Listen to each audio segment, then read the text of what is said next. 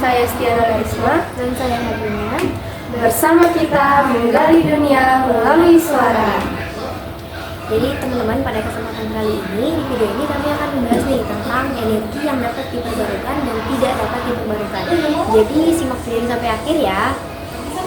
Nah, sebelum kita ngobrol-ngobrol lebih lanjut, mungkin kita mau ngebahas dulu nggak sih apa itu sumber energi yang bisa diperbarui dan juga sumber energi yang tidak dapat diperbarui? Nah, jadi sumber energi yang dapat diperbarui itu dikarenakan dapat diisi kembali oleh alam dengan sangat cepat. Jadi perumpamaan singkatnya seperti sumber energi ini lebih cepat diproduksi daripada dikonsumsi oleh pemakainya. Nah, untuk contoh sumber energi yang dapat diperbarui itu apa aja sih? Contoh-contohnya itu ada seperti energi matahari. Energi matahari ini memanfaatkan sinar matahari melalui panel surya untuk menghasilkan listrik yang panas. Nah, untuk contoh di bawah itu udah ada kan? Udah ada, kita di sini biasanya pakai panel surya juga untuk menghasilkan listrik dari panasnya matahari. Baik banget. Terus lanjut yang kedua ada energi angin. Sumber energi yang dapat diperbarui ini contohnya juga ada energi angin yang dimana dia menggunakan turbin angin untuk mengubah energi kinetik angin menjadi listrik. Mungkin kalau di Brau ini kita nggak pakai ya energi angin kayaknya belum. Terus lanjut kita ke energi air. Contohnya ini seperti memanfaatkan aliran air dari sungai atau bendungan untuk menghasilkan listrik. Ini biasanya juga disebut dengan hidroelektrik. Kemudian kita lanjut ke energi biomasa. Energi biomasa ini biasanya menggunakan bahan organik penuh seperti limbah pertanian untuk menghasilkan energi melalui pembakaran atau proses biokimia sendiri. Nah, dari contoh dari energi biomasa ini juga ada ya. Contohnya tuh kayak seperti briket arang, briket sekam padi, briket ranting, daun kering, dan kayu bakar. Pokoknya dari energi biomasa ini banyak ya contoh-contohnya di sekitar kita. Oke, selanjutnya adalah energi geotermal ya, yaitu energi yang mengambil panas dari dalam bumi untuk menghasilkan listrik atau untuk pemanasan. Nah, lanjut kita masuk ke sumber energi yang tidak dapat diperbarui. Nah, kenapa sih sumber energi itu tidak dapat diperbarui? Karena proses pembentukannya itu memakan waktu yang sangat lama, sehingga tidak mungkin untuk diperbarui dalam waktu yang relevan. Nah, sumber energi yang tidak dapat diperbarui ini kan membutuhkan waktu yang sangat lama kan. Gimana sih pembentukan buat energi yang tidak dapat diperbarui ini? Nah, jadi awalnya sumber energi yang tidak dapat diperbarui itu terbentuk dari sisa-sisa organisme purba yang terperangkap dalam tanah selama jutaan tahun. Untuk sumber energi yang tidak dapat diperbarui itu apa sih? Contohnya tuh ada minyak bumi, gas alam, batu bara, propane, uranium, dan lain sebagainya. Sebelum lanjut, saya mau nanya lagi nih. Penggunaan sumber energi yang tidak dapat diperbarui ini kan sangatlah berakibat ya kalau kita gunakan secara berlebihan. Gimana sih akibatnya?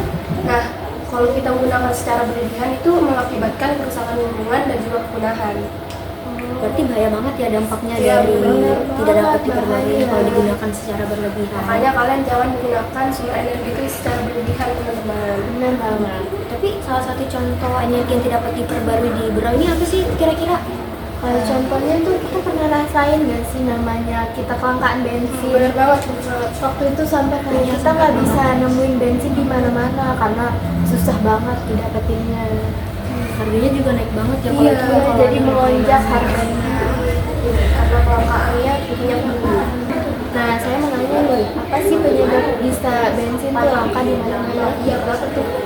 Oke, jadi salah satu faktor di mana bensin langka pada zaman itu adalah di mana sumber daya manusia itu lebih besar atau lebih tinggi teman-teman dibandingkan sumber daya alam yang tersedia sendiri. Jadi itu merupakan salah satu akibat di mana manusia lebih banyak dibandingkan sumber daya alam sehingga menggunakan sumber daya alam secara berlebihan. Oh, seperti itu ya.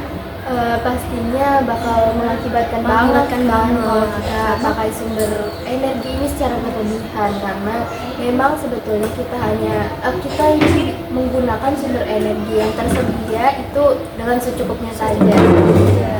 Nah, dari pembahasan singkat yang tadi kami sampaikan, kami memberitahu nih solusi apa sih untuk menanggulangi sumber energi yang tidak tidak dapat diperbarukan yang digunakan secara berlebihan. Nah, baik, yang solusi pertama yang bisa kita lakukan yaitu dengan cara pengembangan energi terbarukan. Pengembangan energi terbarukan ini dengan cara penggunaan energi biomasa, yaitu meningkatkan produksi dan pemanfaatan limbah organik sebagai sumber energi alternatif. Nah, solusi yang kedua itu dengan cara meningkatkan infrastruktur dengan mendukung pembangunan pembangkit energi terbarukan, mendorong pembangunan pembangkit listrik berbasis energi terbarukan di berbagai lokasi. Kemudian, solusi yang terakhir atau solusi yang ketiga adalah edukasi dan kesadaran masyarakat. Kampanye edukasi yaitu adalah meningkatkan kesadaran masyarakat tentang manfaat energi terbarukan dan dampak negatif dari energi tidak dapat diperbarukan. Nah, itu dia solusi dari kami ya teman-teman. Nah, dari pembahasan singkat yang tadi kami sampaikan, kami menyimpulkan bahwa Sumber energi terbarukan lebih ramah di lingkungan daripada sumber energi yang tidak dapat diperbarui karena cenderung menyebabkan kerusakan lingkungan dan terbatasnya dalam jumlah, dan juga mengalihkan penggunaan dari energi yang tidak dapat diperbarui ke energi terbarukan menjadi penting untuk keberlanjutan lingkungan. Nah, semoga dari yang kami sampaikan tadi bisa bermanfaat untuk kita semua ya teman-teman. Kalau kata kami minta maaf, kami akhiri. Wassalamualaikum Assalamualaikum warahmatullahi wabarakatuh. Bersama kita menggali dunia melalui suara. Dadah, terima kasih.